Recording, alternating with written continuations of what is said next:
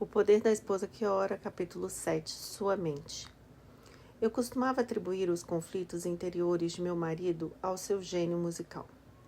Você conhece o temperamento artístico, animado e brilhante de um lado, misterioso e caprichoso do outro.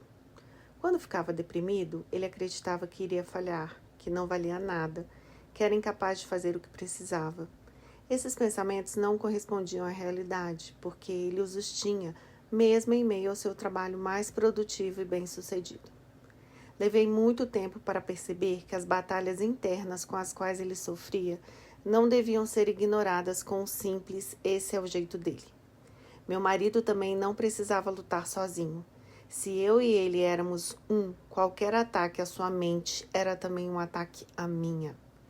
Eu podia tomar posição junto dele na batalha, declarando: isto não é Deus falando na vida de meu marido, mas a voz do inimigo. Não vou ficar de lado e observar jogos mortais sendo travados em sua mente e em nossa vida. Decidi fazer uma experiência pessoal e ficar firme contra as ciladas do diabo e ao lado de meu marido. Efésios 6:11. Afinal de contas, a Bíblia fala de orar com toda oração e súplica, orando em todo o tempo no Espírito, e para isso vigiando com toda perseverança e súplica por todos os santos. Efésios 6:18. É claro que todos os santos é uma categoria, ainda que não uma descrição, que inclui meu marido. Enquanto nos meses seguintes eu perseverava em oração por ele, fiquei surpresa com os resultados. Ele não só conseguiu controlar melhor os seus pensamentos, como acabei também percebendo quando o ataque estava para vir, combatendo-o em oração antes que ele ganhasse terreno. Quanto mais ele viu minhas orações respondidas, tanto mais compreendeu de onde vinham as mentiras e ficou menos disposto a crer nelas. Viajando pelo país, fazendo palestras, pude conversar com mulheres de todas as camadas sociais e fiquei admirada ao ver como esse problema é universal. De fato, qualquer que fosse o temperamento ou ambiente de seus maridos, eles experimentavam o mesmo tipo de problema. Compreendi finalmente que todos os homens têm um inimigo que está empenhado em destruir o que Deus quer fazer na vida deles. As mulheres enfrentam o mesmo inimigo, mas os homens parecem mais vulneráveis aos seus ataques em determinadas áreas. Até o homem mais forte pode ficar exausto, subjugado, desesperado ou envolvido em coisas que o afastam da presença de Deus. Ele nem sempre vê as armadilhas de um inimigo que deseja fazê-lo crer que as suas dificuldades são insuperáveis. A mente do homem se enche de palavras como inútil, não presto, fracasso, impossível, tudo acabado e por que tentar? A esposa pode orar para que o marido perceba as mentiras e ouça, em vez delas, palavras como esperança, prosperidade, possibilidade, sucesso e recomeço, e saiba que elas vêm de Deus. As duas armas mais poderosas contra essas mentiras incutidas na mente de seu marido são a palavra de Deus e o louvor. Porque a palavra de Deus é viva e eficaz, e mais cortante do que qualquer espada de 2 gumes, e penetra até o ponto de dividir alma e espírito, juntas e medulas, e é apta para discernir os pensamentos e propósitos do coração. Hebreus 4:12. Mediante a palavra de Deus, você poderá revelar pensamentos errôneos, fazendo-os perder ao seu poder. Se o seu marido não fizer isso por si mesmo, você poderá interceder por ele por meio da palavra, seja na sua presença ou sozinha em oração, e ver resultados positivos. Fiz isso inúmeras vezes por meu marido e ele pôde testemunhar o poder da palavra.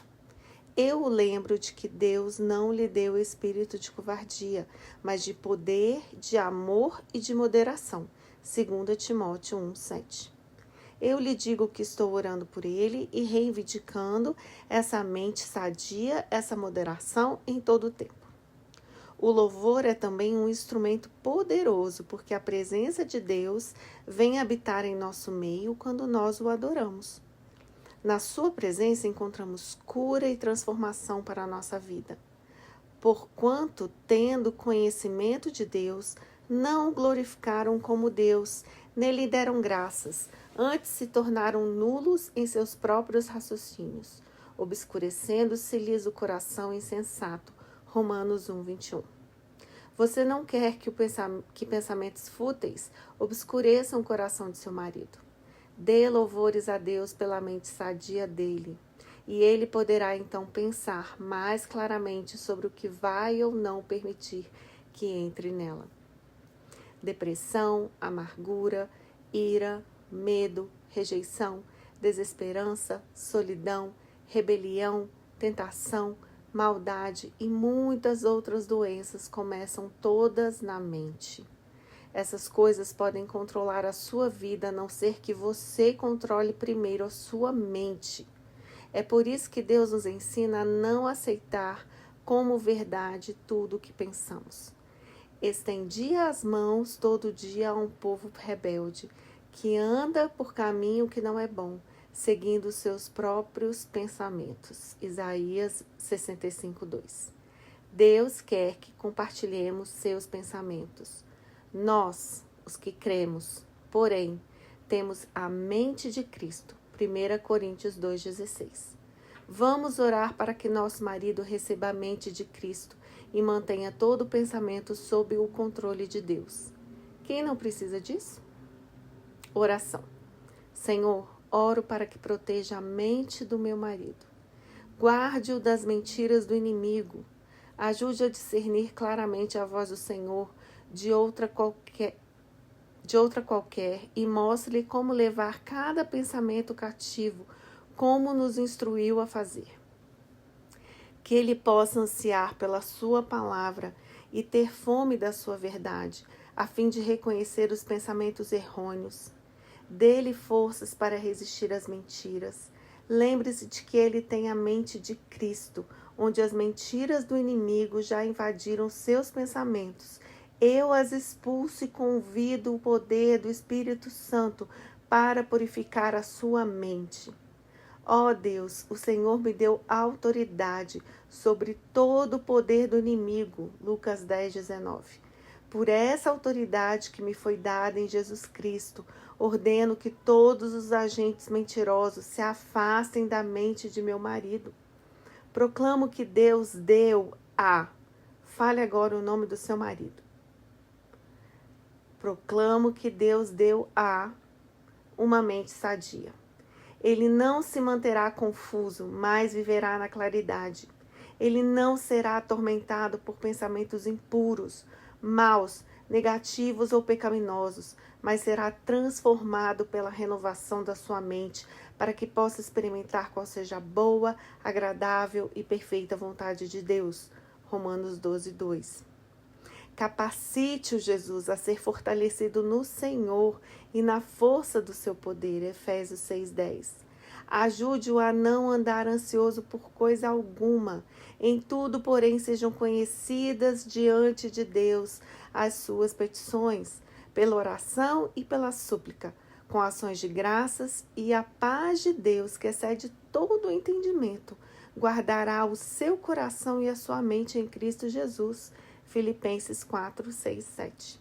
E, finalmente, tudo que é verdadeiro, tudo que é respeitável, tudo que é justo, tudo que é puro, tudo que é amável, tudo que é de boa fama, se há alguma virtude se há algum louvor existe, seja isso que ocupe o seu pensamento. Filipenses 4, 8. Em nome de Jesus, amém. Agora os instrumentos de poder. Porque, embora andando na carne, não militamos segundo a carne, porque as armas da nossa milícia não são carnais, e sim poderosas em Deus, para destruir fortalezas, anulando nós sofismas e toda altivez que se levante contra o conhecimento de Deus, e levando cativo todo pensamento à obediência de Cristo. 2 Coríntios 10, 3, 5. Porque o pendor da nossa carne dá para a morte, mas o do Espírito para a vida e paz. Romanos 8, 6. Mas vejo nos meus membros outra lei que, guerreando contra a lei da minha mente, me faz prisioneiro da lei do pecado que está nos meus membros. Romanos 7:23. Eu de mim mesmo, com a mente, sou escravo da lei de Deus, mas segundo a carne, da lei do pecado. Romanos 7:25. Amarás, pois, o Senhor teu Deus de todo o teu coração, de toda a tua alma, de todo o teu entendimento, de toda a tua força. Marcos 12:30.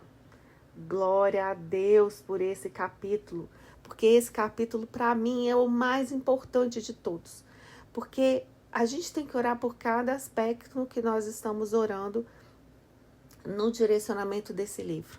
Mas orar pela nossa mente, pela mente do nosso marido, é o que faz realmente a gente conquistar um terreno que é totalmente fértil para Satanás. Porque o nosso corpo milita contra o Espírito Santo de Deus e tudo acontece na nossa mente. É por causa de um pensamento que é gerado um sentimento e que é gerada a atitude. Então, se a gente não controlar os pensamentos, a gente não tem como controlar as nossas emoções e nem o nosso comportamento, nem os nossos atos. Então, o mais importante que a gente tem para orar é sobre a nossa mente, a mente do nosso marido, dos nossos filhos, porque a batalha acontece na mente. Então, minhas queridas, arregassem as mangas e lembrem-se de orar pela mente dos seus maridos todos os dias. Amém? Vamos para o capítulo 8 amanhã.